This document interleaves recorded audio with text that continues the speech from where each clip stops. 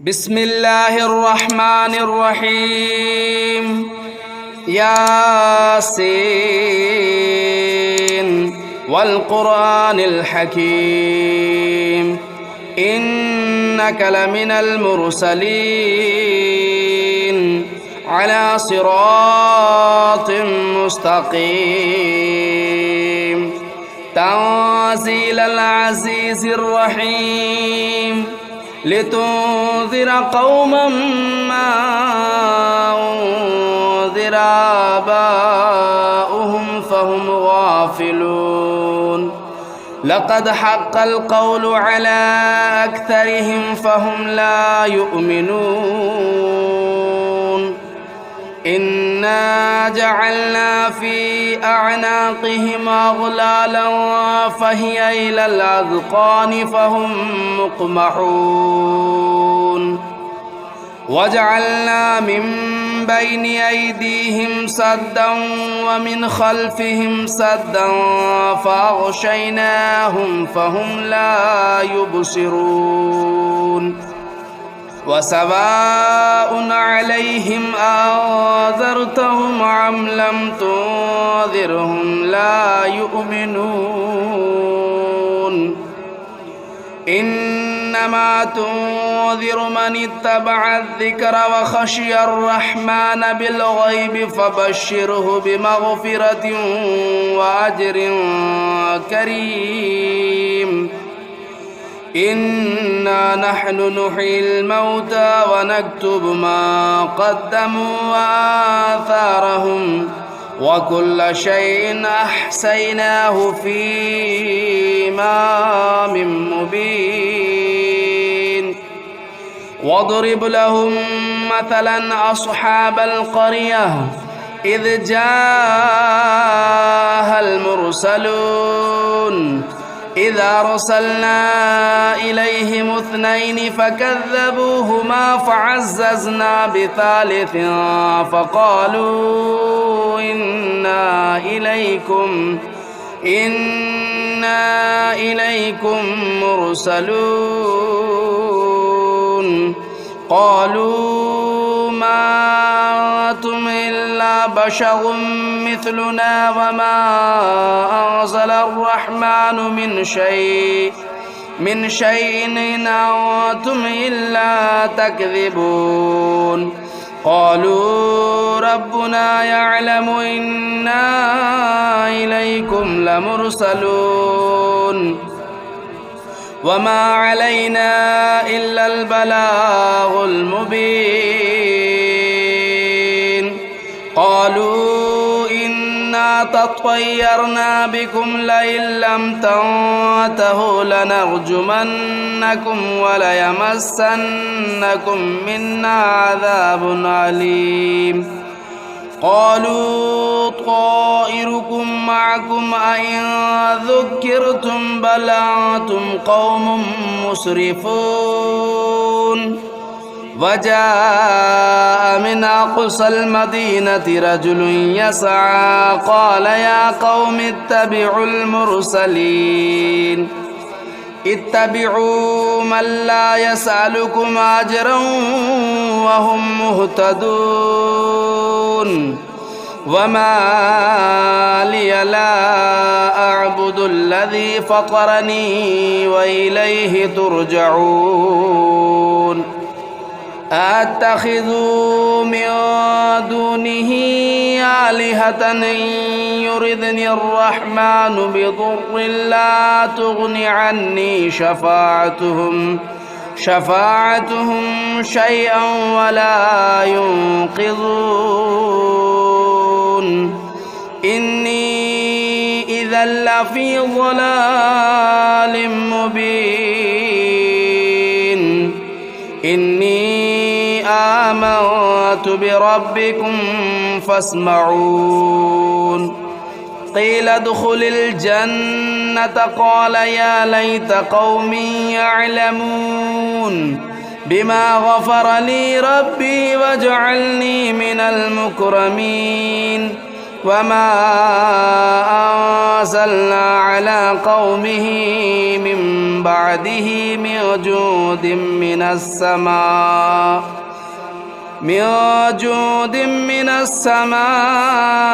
وما كنا منزلين إن كانت إلا صيحة واحدة فإذا هم خامدون يا حسرة على العباد ما يأتيهم من رسول إلا كانوا به يستهزئون ألم يروا كم أهلكنا قبلهم من القرون أنهم إليهم لا يرجعون وإن كل لما جميع لدينا محضرون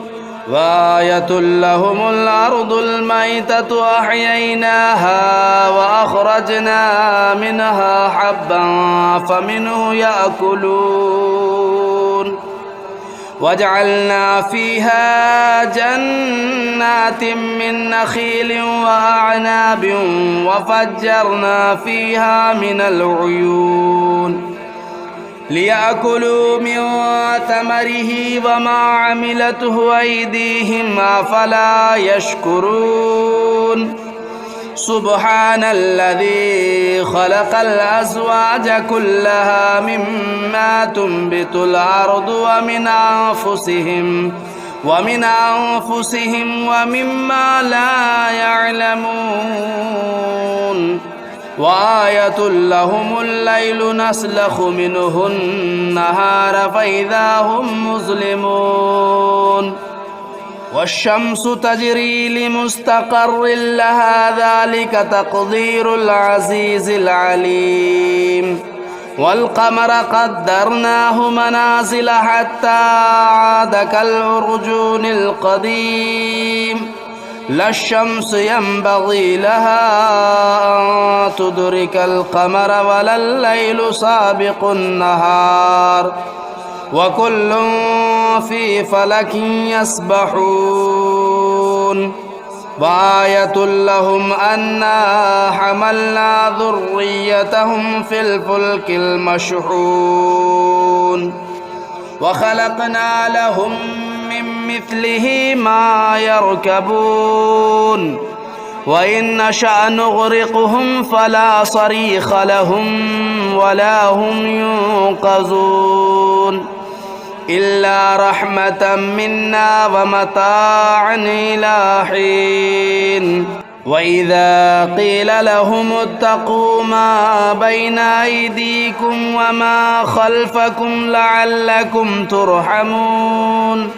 وما تأتيهم من آية من آيات ربهم إلا كانوا عنها معرضين وإذا قيل لهم أنفقوا مما رزقكم الله قال الذين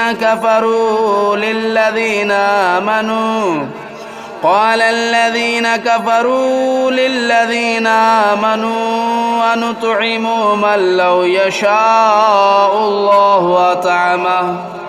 إن أنتم إلا في ضلال مبين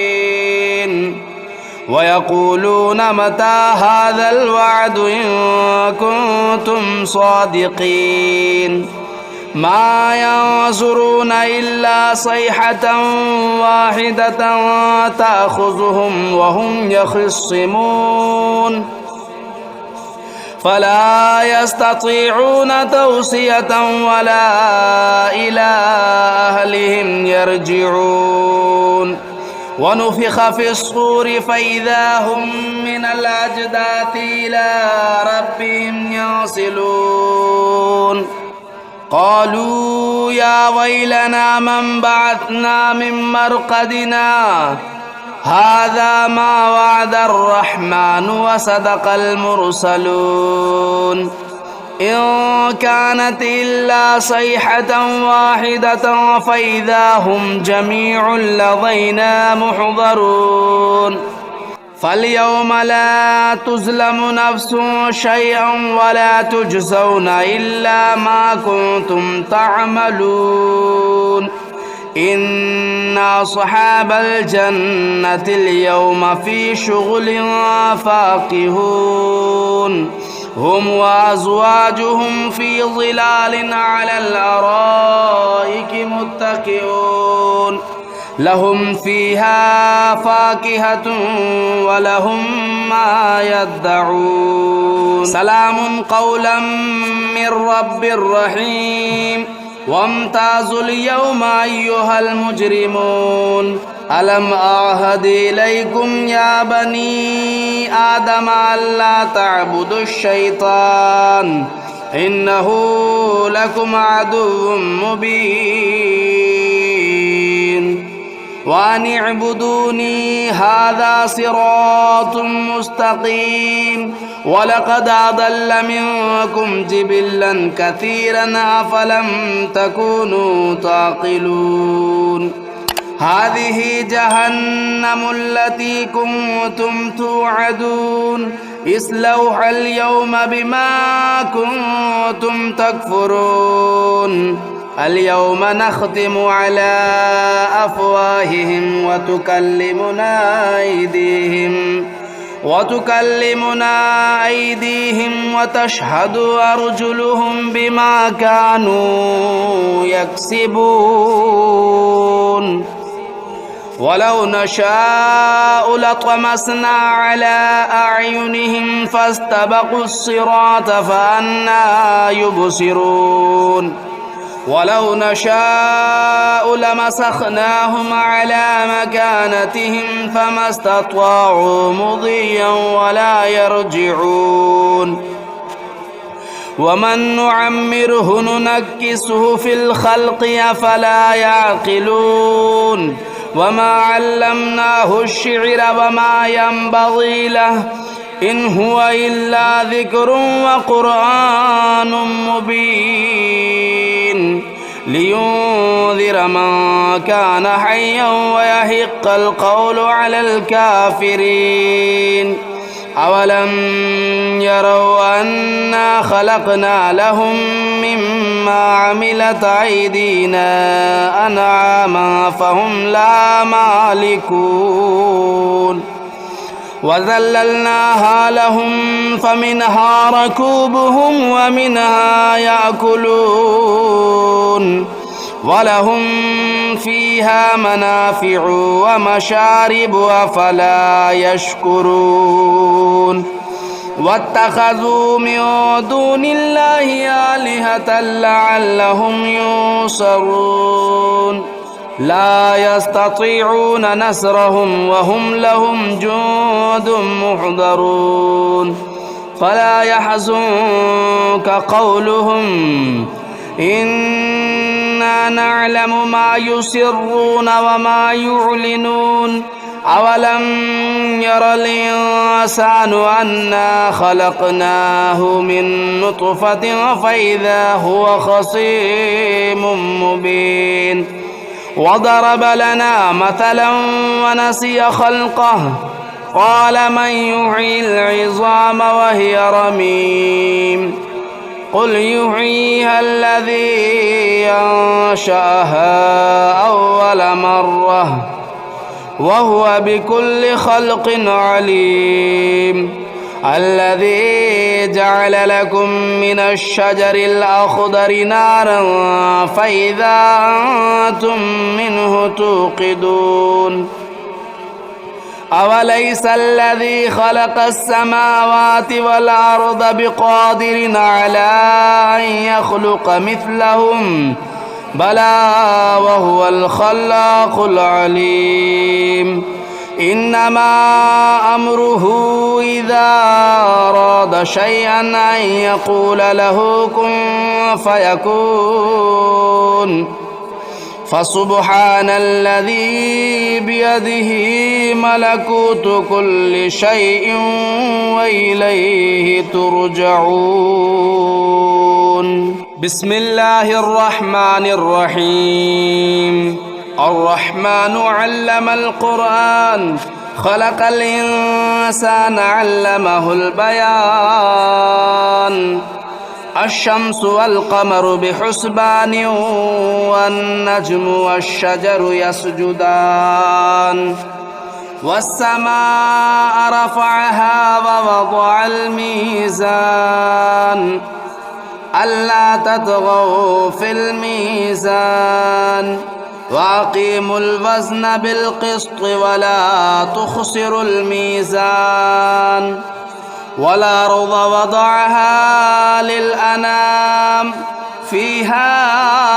فاكهة والنخل ذات الأكمام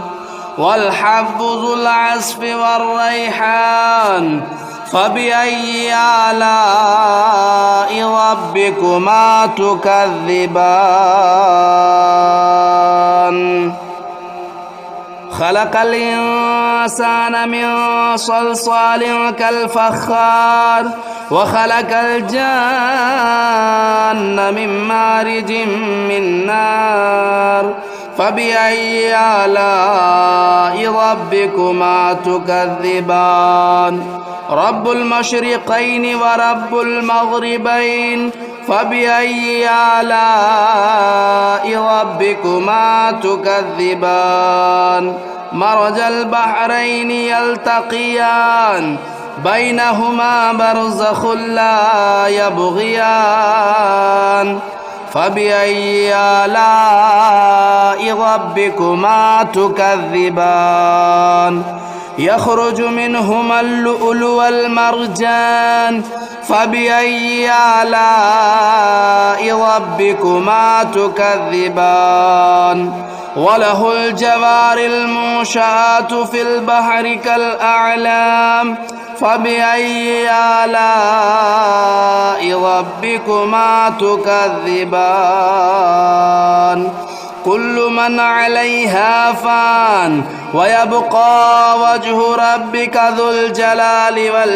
والإكرام فبأي آلاء ربكما تكذبان يسأله من في السماوات والأرض كل يوم هو في شأن فبأي آلاء ربكما تكذبان سنفرغ لكم أيها الثقلان فبأي آلاء ربكما تكذبان يا معشر الجن والإنس إن استطعتم أن تنفذوا من أقطار السماوات والأرض فانفذوا لا تنفذون إلا بسلطان فبأي آلاء ربكما تكذبان يرسل عليكما شواظ من نار ونحاس فلا تنتصران فبأي آلاء ربكما تكذبان فإذا انشقت السماء فكانت وردة كالدهان فبأي آلاء ربكما تكذبان فيومئذ لا يسأل عن ذنبه إنس ولا جان فبأي آلاء ربكما تكذبان يعرف المجرمون بسيماهم فيؤخذوا بالنواصي والأقدام فبأي آلاء ربكما تكذبان هذه جهنم التي يكذب بها المجرمون يطوفون بينها وبين حميم آن فبأي آلاء ربكما تكذبان ولمن خاف مقام ربه جنتان فبأي آلاء ربكما تكذبان ذواتا أفنان فبأي آلاء ربكما تكذبان فيهما عينان تجريان فبأي آلاء ربكما تكذبان فيهما من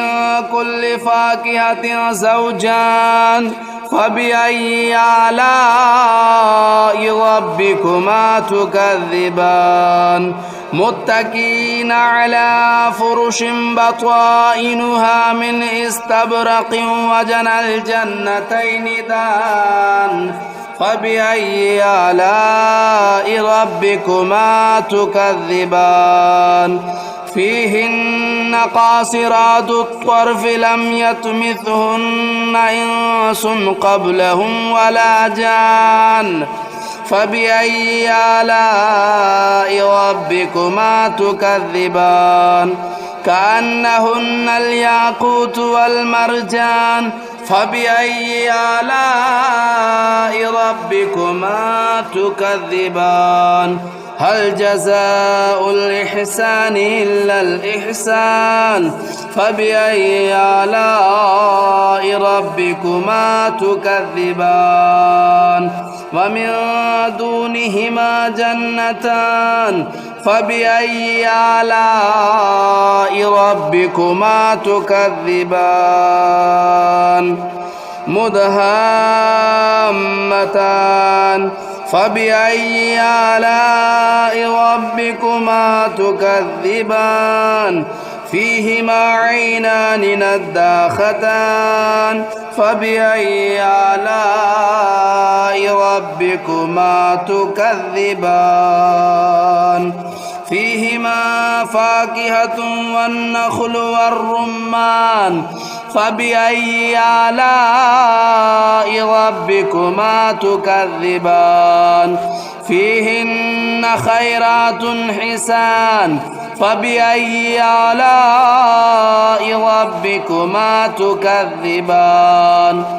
حور مقصورات في الخيام فبأي آلاء ربكما تكذبان لم يطمثهن إنس قبلهم ولا جان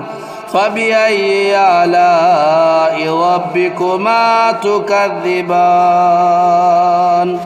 متكئين على رفرف خضر وبخري حسان فبأي آلاء ربكما تكذبان تبارك اسم ربك ذو الجلال والإكرام بسم الله الرحمن الرحيم تبارك الذي بيده الملك وهو على كل شيء قدير الذي خلق الموت والحياة ليبلوكم أيكم أحسن عملا وهو العزيز الغفور الذي خلق 7 سماوات طباقا ما ترى في خلق الرحمن من تفاؤت فارجع البصر هل ترى من فتور ثم ارجع البصر كرتين ينقلب إليك البصر خاسئا وهو حسير ولقد زينا السماء الدنيا بمصابيح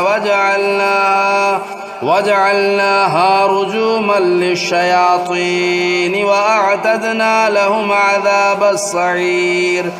وللذين كفروا بربهم عذاب جهنم وبئس المصير إذا ألقوا فيها سمعوا لها شهيقا وهي تفور تكاد تميز من الغيظ كلما ألقي فيها فوج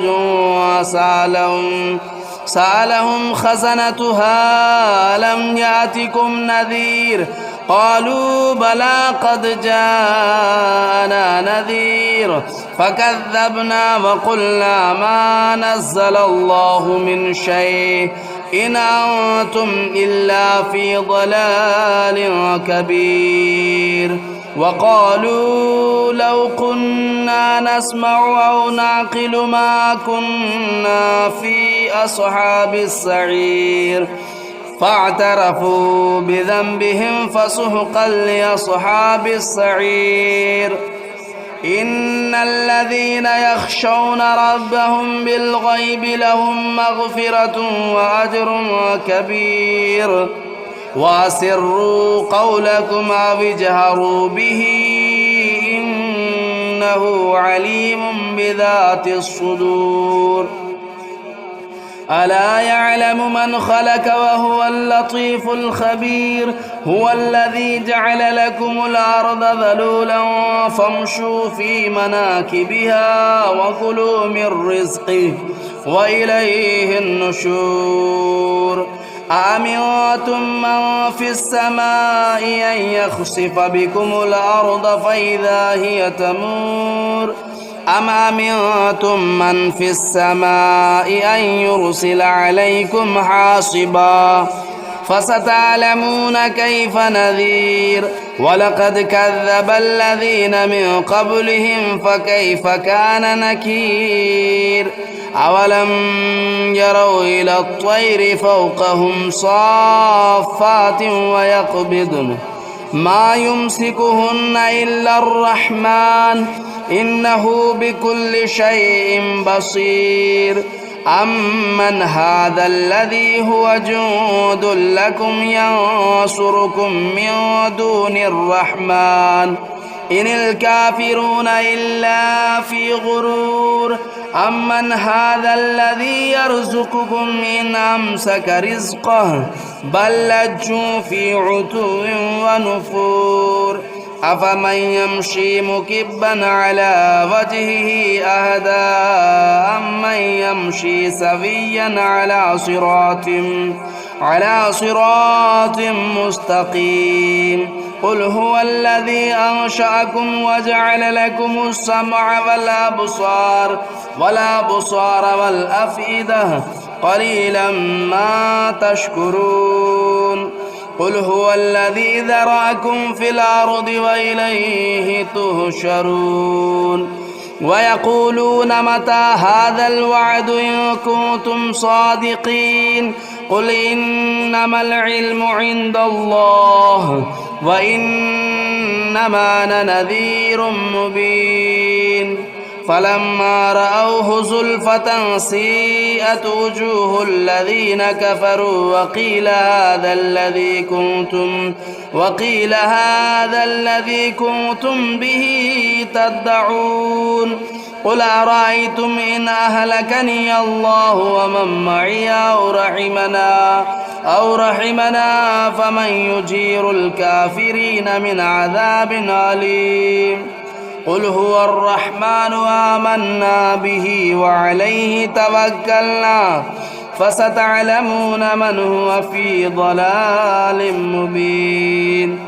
قل أرأيتم إن أصبح ماؤكم غورا فمن يأتيكم بماء معين